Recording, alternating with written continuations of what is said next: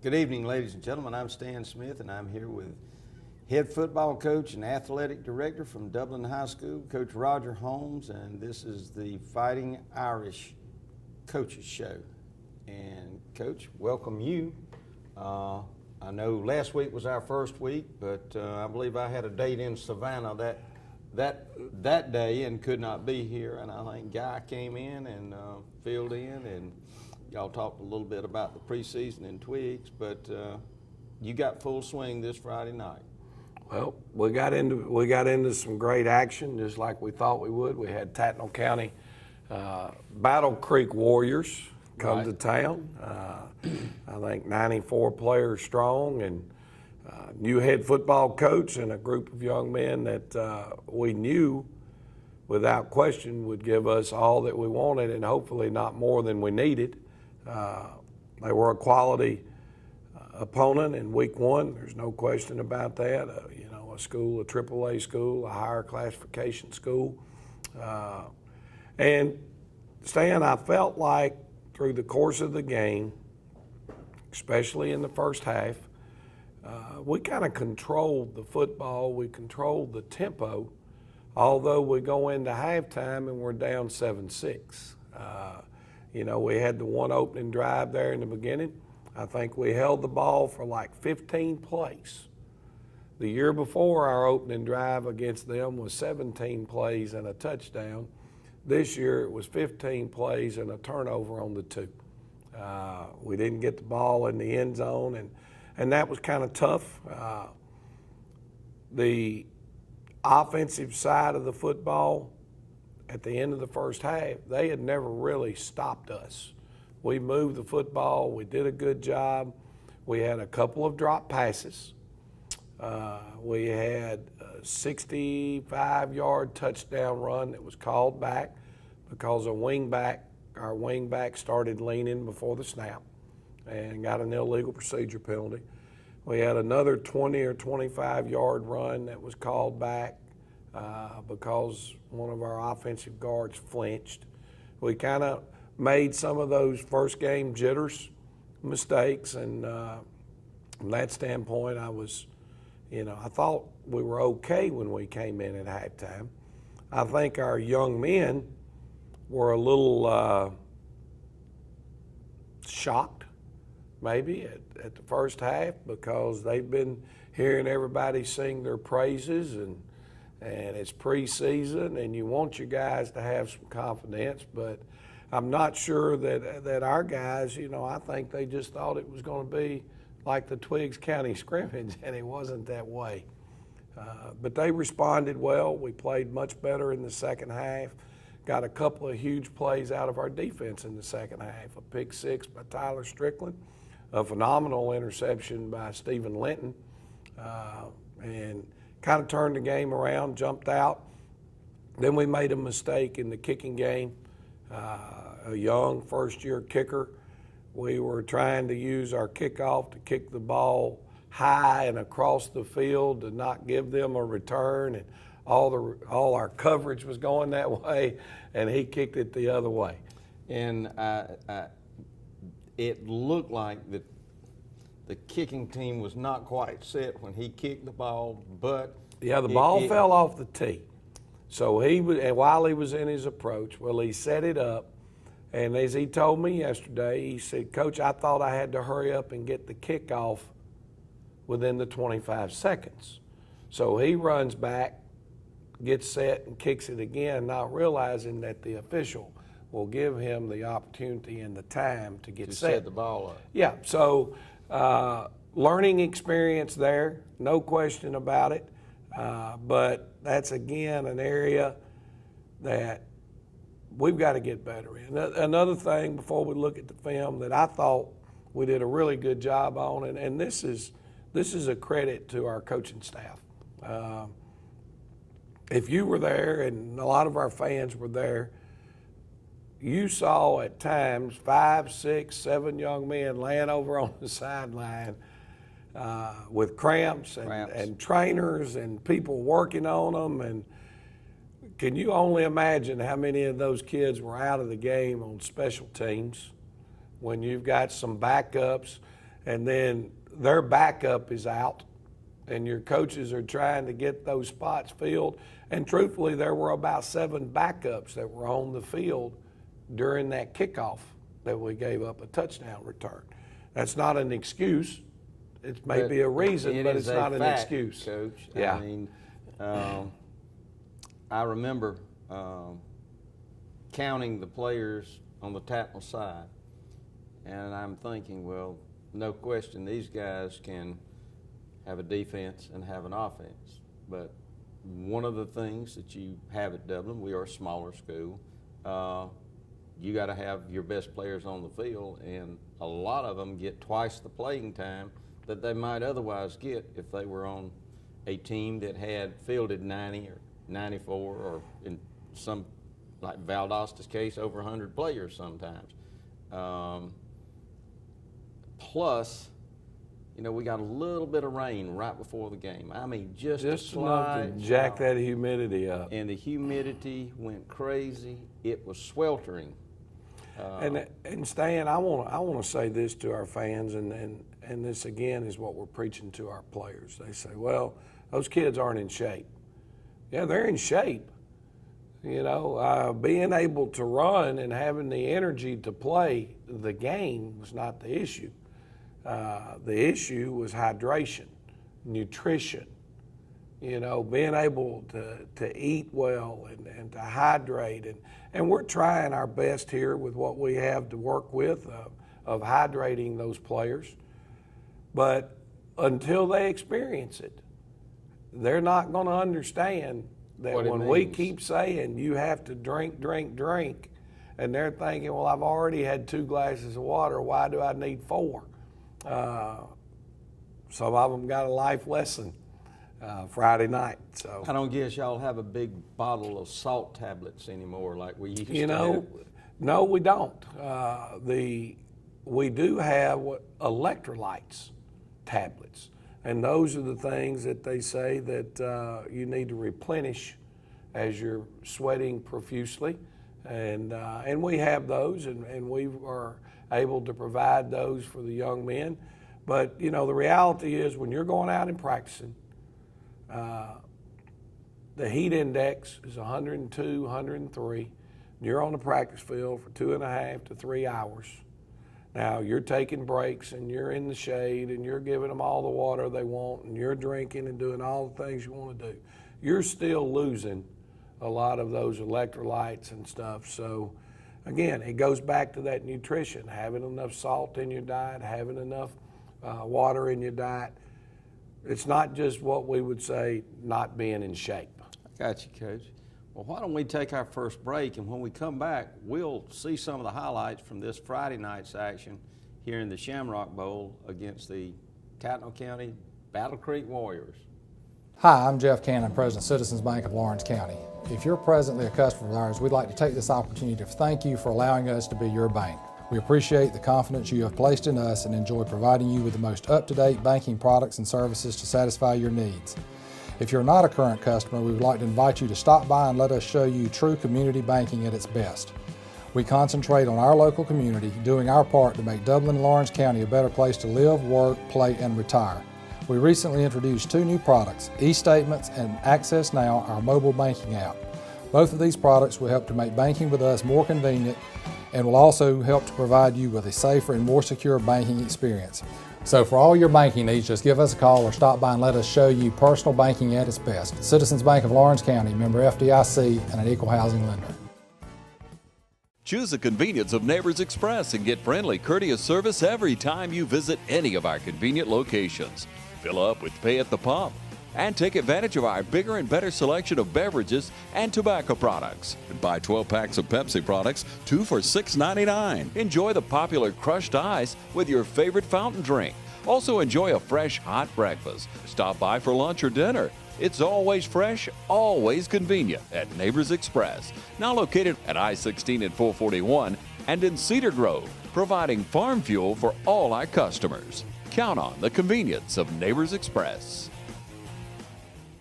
A lot of people don't know that Nationwide Insurance is the largest farm insurer in the country.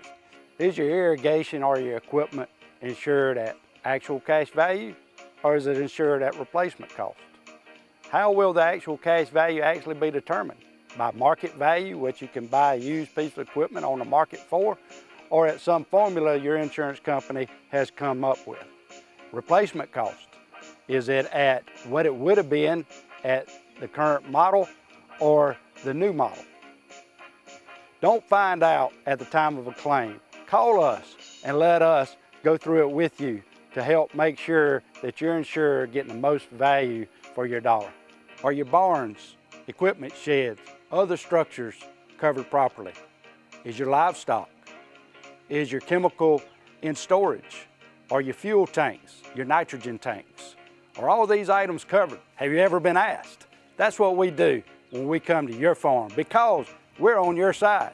Nationwide and Walker Insurance is on your side.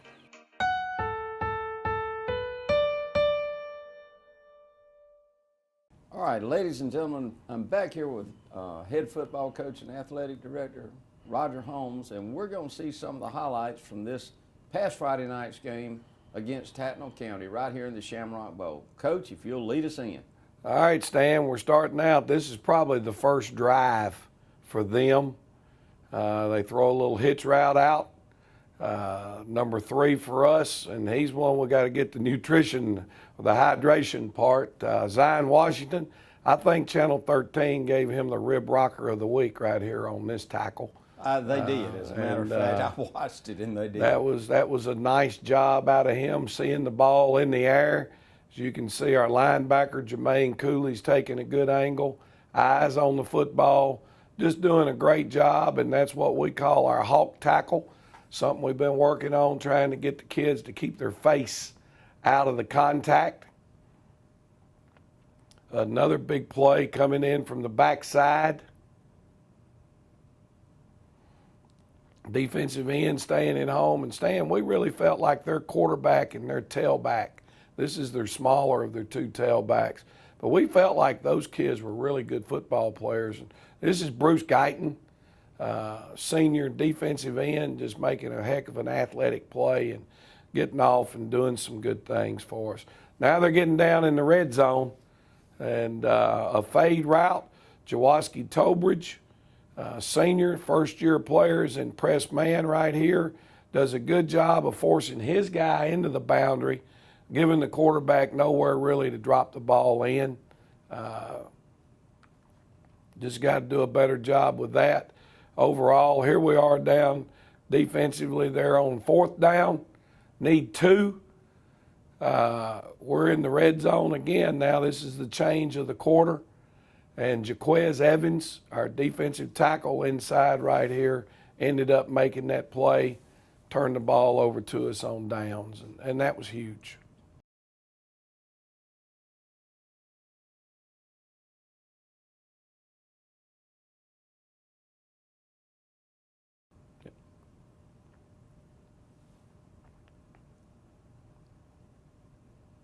This is somewhere either right before or right after halftime, I think, right here it is. I'm not exactly sure when that one was. Again, here's a deep throw. They're trying to run the bootleg, and this is a play we're going to have to stop this week. Tyler Strickland recovers to the ball in the air, knocks it away with another big play. I want our fans, while you're looking at this on TV, I hope it's doing it justice. But, man, the stadium, the field, everything was beautiful. And you had a good crowd Friday there. night. Good crowd. Always great to have our Irish fans where they need to be. Defensive line does a phenomenal job right here of maintaining their gap integrity and shutting down the run game. All right, now we're finally going to get a couple of offensive clips here. This is Jermaine Cooley running the trap right up the middle. Our offensive line did a great job the other night, Stan. We ran for 454 yards in the stats. Coach, we knew it was somewhere around 400. We didn't know it was 454. And the truth of the matter is, I think we had another 85 called back in penalties. That is true. When you do that, your offensive line has had a great night, and those guys have continued to play better and better and better. Nice job out of Jermaine Cooley right there, and also our middle linebacker, Jalen Carter, just filling gaps and making plays.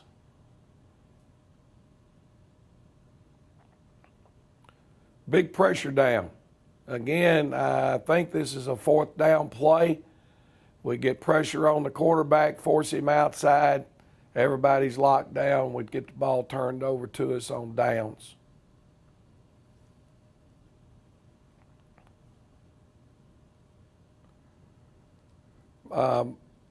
Cortavius Mitchell, transfer that's done a really good job for us. This got us going in the second half, Stan. I want you to look at the individual effort this young man makes after contact. I think this woke our football team up, and it showed a desire and a will to win a football game. Just moving that pile with him, fighting, battling, trying to get out.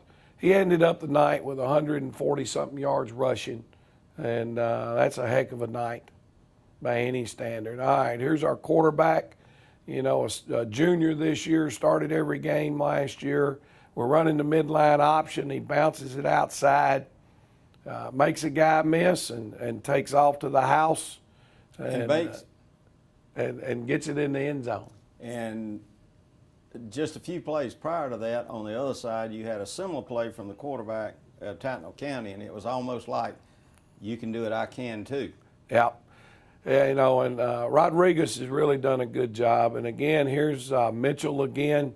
We're trying to run a power type play, and he bends it back, makes another great run.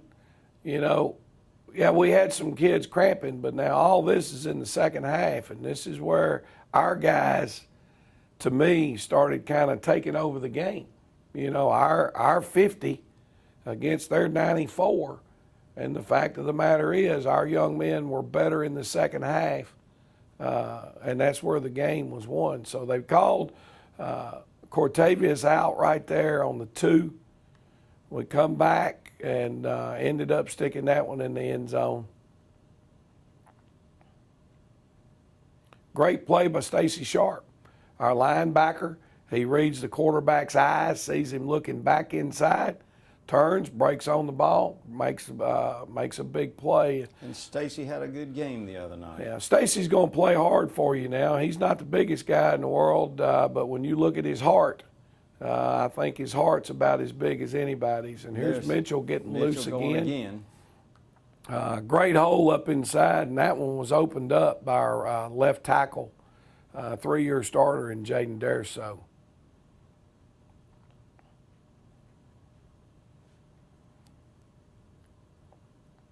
Don't know, that one was just not executed the way we wanted.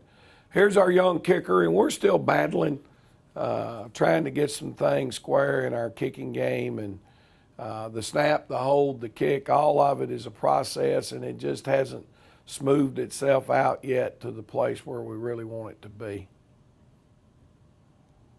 I had a young man at my house recently helping do some yard work. And of course, I always make an inquiry. Do you go to school? Do you play football? Yes, I go to Dublin High School. Yes, I play football. What are you on the football team? He said, I'm going to be a kicker, and that was young Hayden Steverson. Saw him at the game the other night. Got to talk to him and his dad just a little bit. He is enthralled with the fact that he plays for Dublin and gets to wear that green jersey.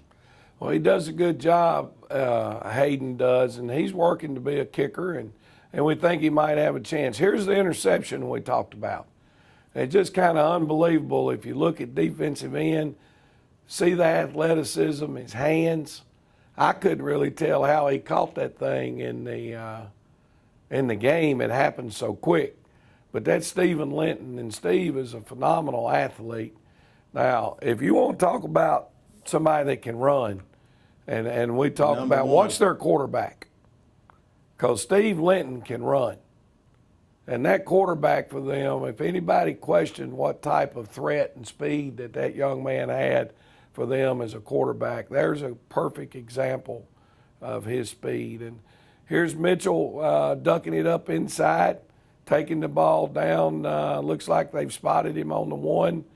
And we finished that one off with a touchdown. I think Greg Jones had that touchdown run. And this basically just the end of the game right there. We're able to take a knee, and quarterback took a knee twice, and we got out of there with a win. 32-21.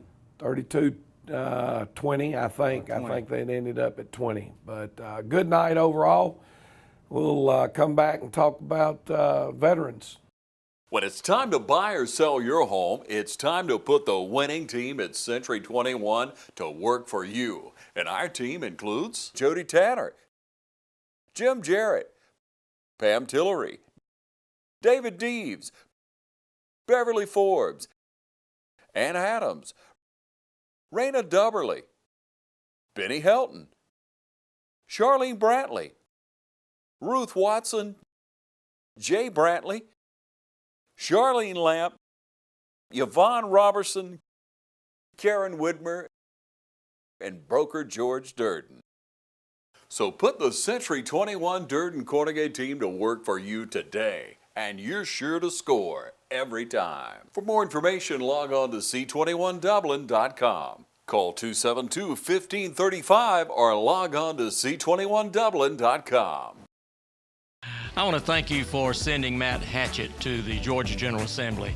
He's an outstanding member, and I selected him to be one of my floor leaders. And he's done an outstanding job trying to get legislation through the General Assembly, and we have some good things to show for it. One of the largest tax cuts in the history of the state of Georgia, reform of our criminal justice system, and many other important initiatives that Matt has been an important part of getting that passed. There's more than one way to get professional lawn care. Do it yourself, like this homeowner, with whatever this is. Pros use reliable, powerful Gravely equipment. This homeowner gets by with something else. Gravely delivers the high performance and quality professionals stake their reputation on. Gravely outpowers, outlasts, outperforms. Get what the pros use. Now at Myers Equipment and Supplies in Dublin. Welcome back, ladies and gentlemen. And of course, this Friday night, Coach. Thursday night. Thursday night. I am sorry. That's important to remember. Thursday night, not Friday night. At 7 o'clock, not 7:30. Did not know that. But Thursday night, 7 o'clock, Freedom Field, behind Houston County High School. It's right off Highway 96. As you're going in, you see Houston County High School on your left. If you look back kind of across their campus, they've got all kinds of fields, but off in the back, you'll see The big some lights. tall lights. So you'll just basically drive past Houston County and the first road to the left, right past their high school, turn left. That road winds around to the stadium. It is a beautiful stadium. They have a big, huge parking lot right out in front of the stadium, asphalt parking lot. It's very nice, easy access in, easy access out. And, you know, they share that stadium with Houston County High School. Veterans in Houston County share it. Because Houston County, the way the schedule fell last year, Houston County is going to be hosting a game on Friday night. So this year, Veterans had to move theirs to Thursday. So it'll be a Thursday night game. And since it's a game before school the next day, they wanted to start the game at 7 as opposed to 7:30. And of course, we're the ones that's got to travel, so that extra 30 minutes getting back will hopefully be a positive for our kids at school on Friday. Well, we hope so, but we expect a big crowd. I hope we'll get a big crowd from Dublin. It's my About halfway understanding between now Warner that Robins and Perry, really. the Booster Club is they're planning to start a tailgate over there about 4:30 or 5 o'clock out in the parking lot area. Dublin fans are welcome and they can find it. I think there's already about 35 people signed up to take part in it, and it's hosted by Dr. Langford, or Jeff Langford, I believe is the name, and he lives over in that area, and he said, hey, I'm a Dublin grad, I'm a Dublin Irish, and I'm handling the tailgate. So get over early and check it out. All right, well, a lot of us remember Jeff. But Houston County Warhawks. Excuse me, Veterans High School Warhawks. Tell us about them. What classification? They're a 5A school, so again, we're jumping up considerably in numbers. They're about 1,800 students. We're about 600. They're going to dress 90 young men playing the game of football. From the offensive side, it's multiple. It's a lot of it. Most of it is out of the shotgun. Some of it's under center. Senior quarterback, I think his name is Pickney, played against us last year, got a nice arm, throws the ball well. He's got 2 wide receivers, and he does not mind throwing the deep ball, and he throws it well. His tailback has about 200 pounds, 205, got some good lateral movement, and if you don't wrap him up, you're not going to tackle him. Their offensive line is very similar to ours, and they use a lot of different blocking schemes. They influence, trap you. They do some things to take advantage, and it's not just line up and I'm going to knock you off the football. So they can finesse you a little bit too. From a defensive standpoint, sound, solid fundamentals, and very, very, very aggressive.